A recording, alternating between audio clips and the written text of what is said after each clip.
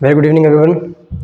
जैसा कि हम जानते हैं कि पिछले 2 दिन से हम लोगों ने कोई भी लेक्चर यहाँ पर नहीं डाला हुआ था और कुछ कारणों से 2 दिन हमारी पढ़ाई नहीं हो पाई। मैं उसके लिए आपसे सॉरी बोलना चाहता हूँ और कोई बात नहीं। पिछले कुछ दिनों में हम लोगों ने पिछले प्रीवियस ईयर्स के synonyms, एंटोनियम्स, one word substitutions, errors, idioms, इनके कुछ प्रैक्टिस सेट सॉल्व किए हुए हैं। यानी कि हम लोगों ने प्रीवियस ईयर के जितने भी क्वेश्चन थे वो सॉल्व करने का काम शुरू किया हुआ था और बच्चों की तरफ से इस चीज़ के लिए जो रिस्पांस मिला है वो बहुत ज़्यादा पॉजिटिव है। तो मैंने सोचा हुआ है कि पढ़ाई तो हम करते रहेंगे, लेकिन पढ़ाई करने के साथ साथ हम जो भी कुछ पढ़ रहे हैं उसको एग्ज़ाम में किस तरह पूछा जाता है उसको डिस्कस ज़रूर करेंगे, ताकि आपका रिविज़न और आपकी प्रैक्टिस हमेशा बनी रहे। ठीक है, आज हम लोग क्या करने वाले हैं? आज हम लोग बात करने वाले हैं ग्रामर के ऐसे क्वेश्चंस की जो कि हमारे नाउन और प्रोनाउन और मेन वर्ब पे बेस्ड हैं। यानी कि आपको एरर के कुछ ऐसे क्वेश्चन सॉल्व करने हैं जहाँ पर आपको नाउन, प्रोनाउन और वर्ब से संबंधित एरर निकालनी होंगी। यानी आपको बताना है कि किस तरह के एरर हमारे सेंटेंस में सामने आएंगे। ठीक है, तो दोस्तों मेरे साथ बने रहिए और पूरा वीडियो देखिएगा। जो भी लोग कर रहे हैं पूरा वीडियो इसलिए देखिए क्योंकि जब आप पढ़ेंगे तो आपको रिवाइज हो जाएगा कि मैंने आपको क्या क्या पढ़ाया हुआ है और कौन कौन से सेंटेंसेस किस तरह हमारे एग्ज़ाम में पूछे आते हैं। चूँकि इंपॉर्टेंट है तो आपने इसको अगर देख लिया ना तो आपको एग्ज़ाम में बहुत आराम रहेगा, ताकि आप वहाँ पर गलतियाँ और एरर बड़े आराम से सॉल्व कर पाएँ। तो कोई बात नहीं, बिना कोई देरी के काम आप शुरू करते हैं। बात करते हैं दोस्तों नंबर फर्स्ट पे देखिए यहाँ पर एक सेंटेंस लिखा हुआ है, she has been one of the more beautiful girls in this college. यानी कि वो जो लड़की है वो इस कॉलेज की सबसे सुंदर लड़कियों में से एक रही है, ऐसा वो बोलना चाहते हैं। अब हमको बताना है कि सेंटेंस में गलतियाँ क्या होंगी, यानी सेंटेंस में गलती क्या निकाल सकते हैं। देखिए ध्यान दीजिए, हम सभी को ये पढ़ाया गया बचपन से कि वन ऑफ का मतलब होता है कई में से एक। ध्यान दीजिए, देखिए वन ऑफ का मतलब होता है कई में से एक। ठीक, और जब भी हम वन ऑफ के बाद अगर कोई डिग्री लगा रहे हैं, यानी कि हम लोग कोई एडजेक्टिव यूज़ कर रहे हैं, तो उस एडजेक्टिव को या तो आप सिंगल यूज़ करिए, यानी कि आप ये बोल सकते हैं कि she is one of the beautiful girls. लेकिन अगर आपने कोई डिग्री लगानी है, कि पॉजिटिव लगानी है, कंपैरेटिव लगानी है, कि सुपरलेटिव लगानी है एडजेक्टिव के पहले, तो फिर आपको वहाँ पर हर एडजेक्टिव के पहले सिर्फ और सिर्फ सुपरलेटिव ही लगानी है। आप कभी भी कंपैरिजन यानी कि कंपैरेटिव डिग्री का प्रयोग सिर्फ 2 लोगों के लिए करते हैं, 2 से ज़्यादा के लिए नहीं करते हैं। लेकिन हमें नहीं पता यहाँ पर 2 लड़कियों में कंपैरिजन हो रही है, हमें इतना पता है कि वो जो लड़की है वो कॉलेज की सबसे सुंदर लड़कियों में से एक है, हम ये कहना चाहते हैं। इसीलिए यहाँ पर वन ऑफ के बाद हमेशा बात करेंगे सुपरलेटिव की। आपको वहाँ पर अपने मन से मोस्ट यानी कि सुपरलेटिव नहीं लगाना है। आपको गलत अगर दिया होगा तो ही वहाँ पर आप लोग मोस्ट यानी कि सुपरलेटिव का प्रयोग करेंगे। तो यहाँ पर दोस्तों हम लोगों ने क्या लगा दिया बताइए? मोस्ट। ठीक है, चलिए, तो she has been one of the most beautiful girls in this college. चलिए अब बात करते हैं नंबर 2 की दोस्तों। नंबर 2 पे लिखा हुआ है, the sum and substance of this passage are hard to understand. अब आपको बताना है सेंटेंस में एरर क्या हो सकती है, बताइए। The sum and substance of this passage are hard to understand. आपको बताना है इसमें कि एरर क्या हो सकती है।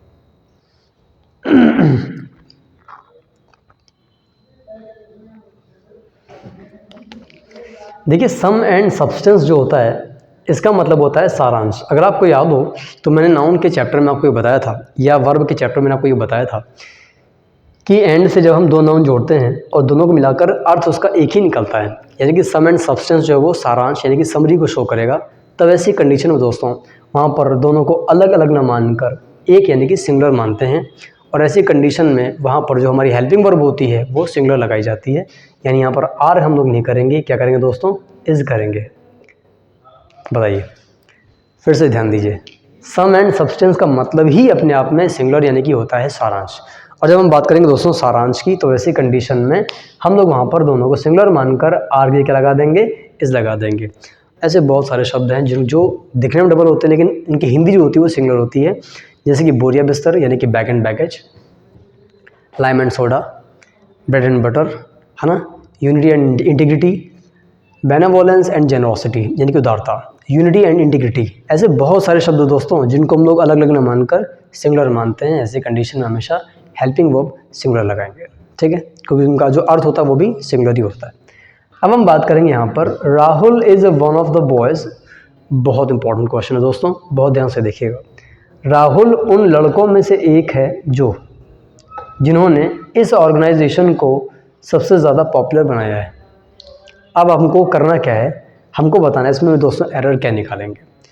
थोड़ा सा ध्यान से देखिएगा और बताइएगा इस सेंटेंस में गलती यानी कि एरर क्या हो सकती है। बिल्कुल, बहुत ध्यान से देखिए बच्चों, ऐसा है, ये लोग पहले हम लोग तो पढ़ते हैं, गलती कैसे निकालेंगे ज़रा ध्यान देते हैं।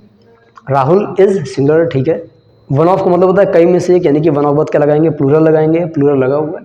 राहुल उन लड़कों में से एक है जो।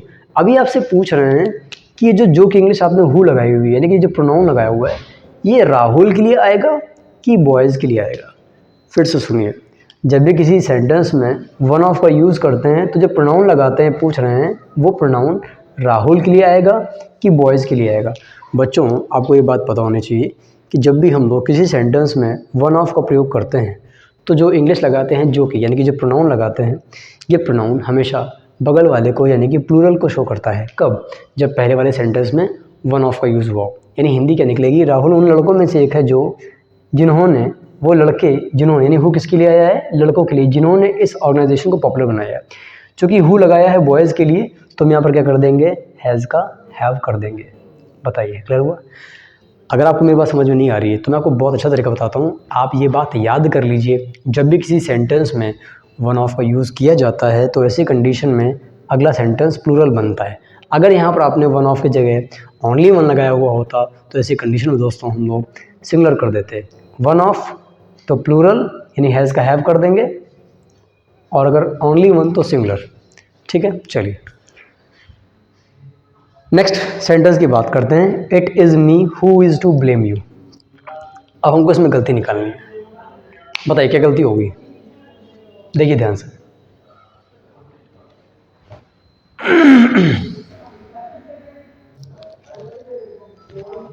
बच्चों, जब भी कोई सेंटेंस इट से शुरू होता है, तो ऐसी कंडीशन में हेल्पिंग वर्ब सिंगुलर लगाते हैं, क्योंकि सब्जेक्ट अपने आप में क्या होता है, इट होता है। आपके मन में क्वेश्चन ज़रूर आ रहा होगा कि इज़ ही क्यों लगा रहे हैं, सिंगुलर ही क्यों लगा रहे हैं। मेरे भाई, जब भी सेंटेंस इट से शुरू होता है तब वहाँ पर सब्जेक्ट जो मेन बनता है वो इट बनता है, और इट हमेशा सिंगुलर होता है। यही कारण है कि हमने यहाँ पर इज़ लगाया, सही लगा हुआ है। लेकिन इट वाले सेंटेंस में कभी भी ऑब्जेक्टिव केस यानी ही का हिम, वी का अस, शी का हर नहीं लगाते, बल्कि सब्जेक्टिव केस लगाते हैं। यानी कि दोस्तों मी का हम लोग यहाँ पर क्या कर देंगे, आई कर देंगे।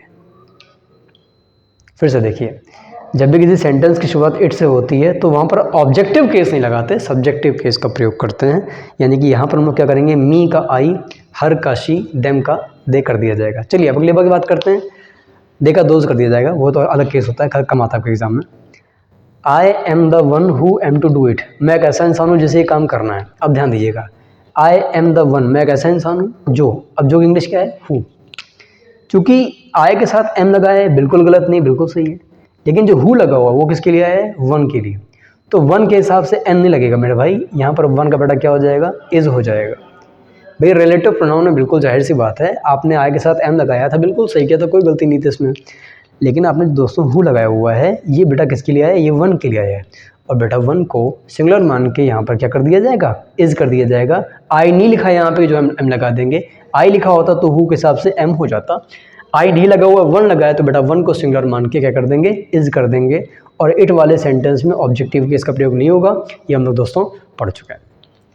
ठीक है, अब हम लोग बात करते हैं यहाँ पर नंबर 6 की। She did not let you and I go there.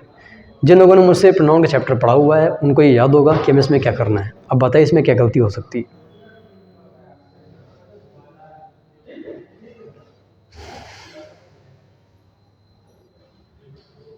बच्चों ध्यान से देखिएगा, उसने तुमको और मुझको जाने नहीं दिया।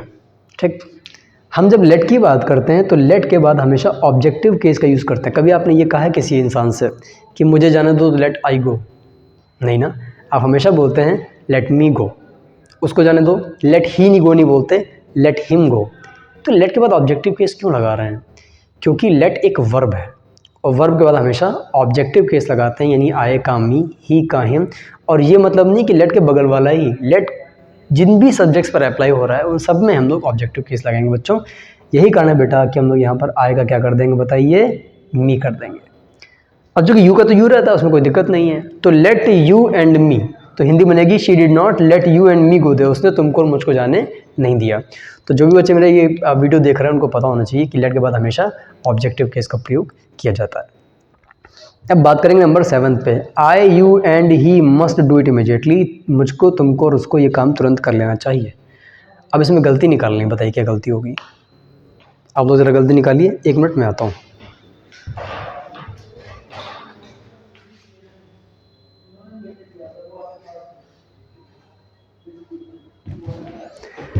ठीक है दोस्तों, ध्यान दीजिएगा, जब भी किसी सेंटेंस में एक साथ फर्स्ट सेकंड थर्ड पर्सन तीनों आ जाते हैं बच्चों, जब भी किसी सेंटेंस में एक साथ फर्स्ट पर्सन यानी कि आई वी, सेकंड पर्सन यानी कि you, third person he she they, इन तीनों में ये तीनों पर्सन एक साथ आ जाते हैं, तो तीनों को रखने का जो क्रम होता है वो होता है 2 3 1, यानी कि सबसे पहले लगाते हैं सेकंड पर्सन यानी कि यू, ठीक, फिर लगाएंगे थर्ड पर्सन यानी कि ही, और फिर लगाएंगे फर्स्ट पर्सन यानी कि आई।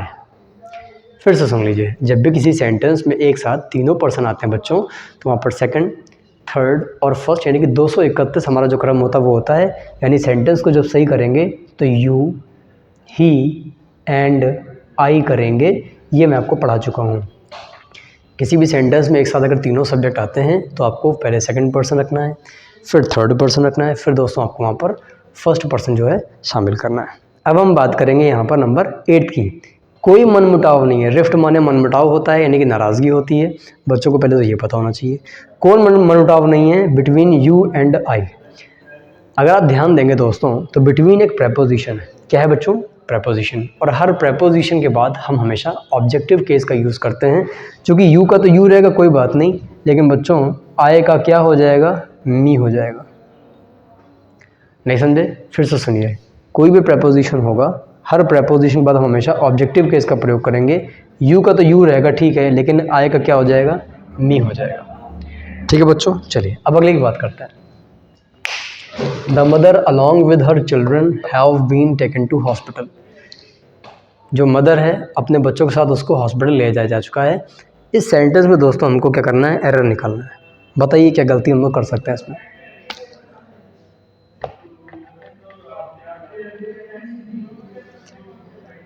ध्यान दीजिए, जब भी हम किसी सेंटेंस में अलॉन्ग विथ से दो सब्जेक्ट जोड़ते हैं, द मदर, ये दो नाउन जोड़ते हैं, और हर चिल्ड्रन, जब भी हम सेंटेंस में दो नाउन को जोड़ने के लिए अलॉन्ग विथ का यूज़ करते हैं, हेल्पिंग वर्ब हमेशा पहले वाले नाउन के अकॉर्डिंग लगाई जाती है। जब भी किसी सेंटेंस में दो नाउन को जोड़ने के लिए विद या अलॉन्ग विथ जोड़ते हैं तो हेल्पिंग वर्ब हमेशा दोस्तों पहले वाले नाउन के अकॉर्डिंग लगाते हैं।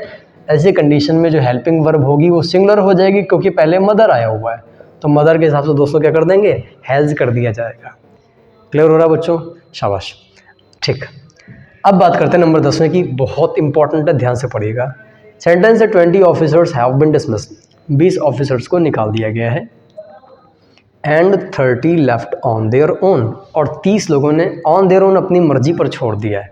अब इस सेंटेंस में दोस्तों हमको एरर निकालनी है, बताना है इसमें गलती क्या हो सकती है, गलती क्या हो सकती है। चलिए,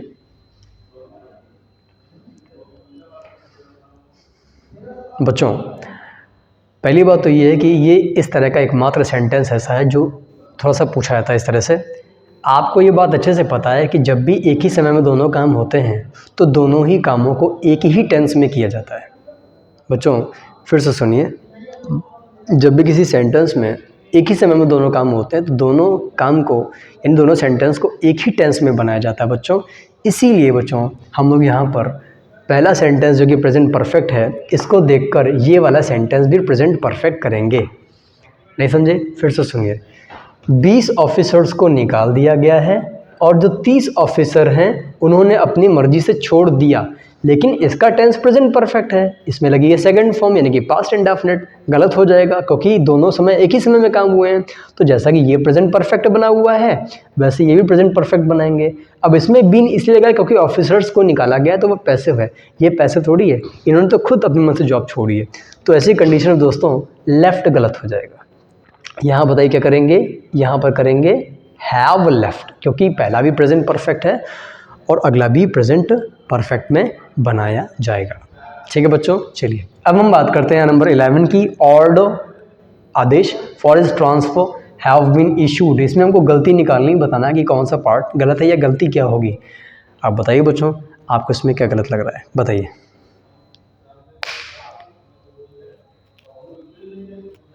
बिल्कुल, जिन लोगों ने मुझसे नाउन का चैप्टर पढ़ा हुआ है दोस्तों, उनको पता होगा कि नाउन नहीं होता ऑर्डर, ऑर्डर्स होता है नाउन। ये हमेशा प्लूरल में यूज़ करते हैं, सिंगुलर में कब, जब ये एज ए नाउन आता तब की बात नहीं करो बेटा। ऑर्डर्स प्लूरल माना जाता है और बिना ऐसी एस का प्रयोग नहीं करेंगे। हेल्पिंग वर्ब हमेशा हम लोग क्या करेंगे बेटा, प्लूरल ही लगाएंगे। ठीक है बच्चों, चलिए। His hairs have turned grey with growing age. बढ़ती उम्र के साथ जो उसके बाल हैं वो थोड़े से सफ़ेद होते जा रहे हैं, ग्रे होते जा रहे हैं। अब आपको पता है कि हेयर्स का प्लूरल नहीं बनता बच्चों, इसलिए हम लोग क्या करेंगे, यहाँ पर हेयर्स का हेयर कर देंगे। और हेयर चूँकि प्लूरल भी वही उसी फॉर्म में रहते हैं बिना ऐसी इसके, तो हैव हमारा सही रहेगा।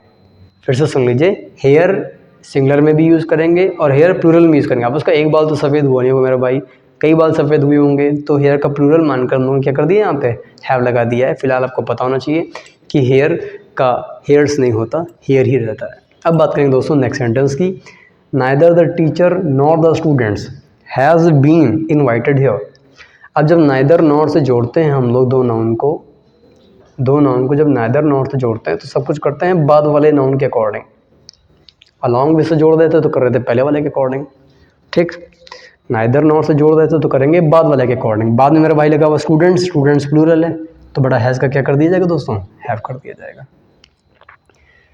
उम्मीद करता हूँ समझा रहा होगा ना। नाइदर नॉर से जब भी दो नाउन जोड़ते हैं तो साइकिल लगाते हैं बाद वाले के अकॉर्डिंग। बाद वाला क्या है, स्टूडेंट, स्टूडेंट्स प्लूरल है, क्या लगा देंगे, हैव लगा देंगे। चलिए अब बात करेंगे दोस्तों नंबर 14 की। द ट्रीज, जो पेड़ हैं उनमें आम लगे हुए हैं। आपको पता है कि लोडेड का मतलब होता है किसी चीज़ से भरा होना। जब चीज़ें वॉल्यूम में, आयतन में ज़्यादा होती हैं तो लोडेड विद का यूज़ कर सकते हैं। लेकिन जब कोई चीज़ पर लटकी होती है दोस्तों, तो लटकी होने के लिए लोडेड की जगह हम क्या करेंगे, लदी होने के लिए, लटकी होने के लिए, लदा होने के लिए, लदा होने के लिए दोस्तों क्या लगाएंगे, लैडन विद। लोडेड विद से भरा हुआ। अब मान लीजिए कि कोई बंदूक है, अब वो लोडेड है तो क्यों, उसमें भरी हुई बुलेट्स, कारतूस भरा हुआ, उसमें कैटरेज भरा हुआ है। लेकिन बच्चों अगर मान लीजिए यहाँ पर हम लोग लदा होने की बात कर रहे हैं कि पेड़ में आम लदे हुए हैं, तो इंग्लिश में क्या करेंगे, लैडन का यूज़ करेंगे। तो लोडेड गलत है और यहाँ पर क्या कर देंगे, लैडन कर दिया जाएगा। बात करेंगे बच्चों नंबर 15 की, बहुत बहुत इंपॉर्टेंट है। सेंटेंस लिखा हुआ है, I have not and will not allow you to make this mistake. मैंने ना ही आपको अलाउ किया है, ना ही अलाउ करूँगा आपको ये गलती करने के लिए। अब इस सेंटेंस हम लोग को क्या करना है बच्चों, इस सेंटेंस में हम लोग को जो है एरर निकालनी है। आपको बताना है इसमें कि कौन सा पार्ट हमारा गलत हो जाएगा, बताइए।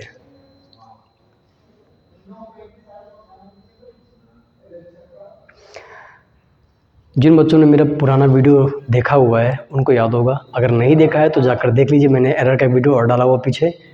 जिन लोगों ने पुराना वीडियो देखा हुआ उनको पता होगा, जब हम लोग एंड से, ध्यान से देखिए बच्चों, जब हम लोग एंड से दो सहायक्रियाँ जोड़ते हैं, हैव और विल, क्योंकि हैव के साथ तो थर्ड फॉर्म आती है, विल के साथ फर्स्ट फॉर्म आती है।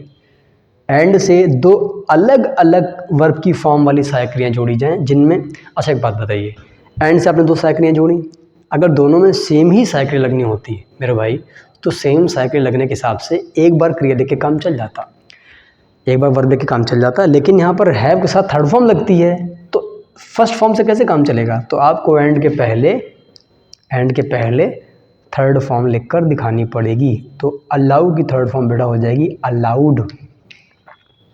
एंड से दो साइकिलें जोड़ी, दोनों में फर्स्ट वर्ब की फॉर्म अलग अलग है, तो विल के साथ तो फर्स्ट फॉर्म लगती ठीक है, लेकिन हैव में थर्ड फॉर्म लगाते हैं तो बेटा क्या कर देंगे, अलाउड कर दिया जाएगा। मेन वर्ब के चैप्टर में ये टॉपिक आपको पढ़ा चुका हूँ। जिन लोगों ने नहीं पढ़ा मेन वर्ब उनके परेशान हो, लेकिन जिन्होंने मेन वर्ब मुझसे पढ़ा हुआ है वो प्लीज़ इसको रिवाइज कर लीजिए, ये नियम सबसे ज़्यादा इंपॉर्टेंट है। चलिए अब हम बात करेंगे दोस्तों नंबर 16 की। I have enjoyed my self during summer vacation. इसमें गलती निकालनी है, बताइए गलती क्या हो सकती है बच्चों, ध्यान से देखिएगा। एन्जॉय के साथ my self, your self, him self जैसे रिफ्लेक्सिव प्रोनाउन का यूज़ कर सकते हैं, लेकिन तभी कर सकते हैं जिस चीज़ को एन्जॉय कर रहे हो वो ऑब्जेक्ट ना आया हो। फिर से सुनिए, एन्जॉय वाला जब भी वर्ब आएगा तो आपको सब्जेक्ट के अकॉर्डिंग सेल्फ का प्रयोग करना होता है वर्ब के बाद, लेकिन वो तभी सेल्फ लगाएंगे जब उनको पता होगा कि हम किस चीज़ को एंजॉय कर रहे हैं, ये ना पता हो सॉरी। अब अगर हमको पता होता हम पार्टी का एंजॉय कर रहे हैं, किस चीज़ को एंजॉय कर रहे हैं दोस्तों, अगर वो लिखा होता तो हमारा काम चल जाता, हमें माई सेल्फ ना लगाना पड़ता। लेकिन किस चीज़ को एंजॉय कर रहे हैं वो नहीं लिखा हुआ दोस्तों, और माई सेल्फ हमारा लिखा हुआ है, तो सेंटेंस हमारे यहाँ पर सही है। तो आप लोग ये बात याद कर लीजिए, फिर से सुन लीजिए जिन लोगों को नहीं पता है कि एन्जॉय के साथ सेल्फ का प्रयोग कर सकते हैं, बशर्ते किस चीज़ को एंजॉय कर रहे हो वो ऑब्जेक्ट ना लिखा हो। ठीक, अगर अब आप लोग सोच रहे होंगे कि सर समर वैकेशन ऑब्जेक्ट तो लिखा हुआ है, तो हम लोगों ने माई सेल्फ क्यों लगाया। तो बच्चों, जब ऑब्जेक्ट को प्रेपोजिशन से जोड़ देते हैं तो ये डायरेक्ट ऑब्जेक्ट नहीं माना जाता। तो जब भी आपके पेपर में इस तरह का सेंटेंस आए जिसमें आपको एन्जॉय के बाद ऑब्जेक्ट प्रेपोजिशन के साथ दे दी जाए, इस तरह से ड्यूरिंग के साथ दे दिया जाए, तो आपको पता हो कि ये ऑब्जेक्ट नहीं माना जाता। ऐसी कंडीशन में बच्चों हम लोग क्या करते हैं, ऐसी कंडीशन में बच्चों हम लोग माई सेल्फ का यूज़ कर सकते हैं। ये सेंटेंस इंपॉर्टेंट है और ये एग्ज़ाम में आ भी चुका है, आपको दोस्तों ये पता होना चाहिए। ठीक है दोस्तों, तो ये थे हमारे लिए 1 से 16 तक के ग्रामर के कुछ मिक्स्ड स्पॉटिंग के क्वेश्चन। जिन बच्चों मेरा वीडियो पूरा देखा हुआ है, बहुत अच्छा किया उन लोगों ने, ये भी देख लीजिए और पुराना वीडियो भी आके आप लोग देख लीजिएगा मेरे भाई, दोनों वीडियो देख लीजिएगा, क्योंकि इससे आपको सारे नियम कम से कम सुन के ही रिवाइज़ हो जाएंगे और पता चलेगा कि यार एरर कैसे कर सकते हैं। 20 मिनट में आपको पूरी ग्रामर रिवाइज़ करने का मौका मिल रहा है, आप इसका पूरा फ़ायदा उठाइए दोस्तों। ठीक है, तो ये था हमारा आज का सेशन 1 से लेकर 16 तक के एरर का। 2 दिन हमारा वीडियो नहीं पड़ा हुआ है, कोई बात नहीं, उम्मीद करता हूँ कि आपने पुराने वाले वीडियोज़ देखे होंगे और उनको रिवाइज़ किया होगा। हम लोग आज से अपना काम फिर से शुरू कर रहे हैं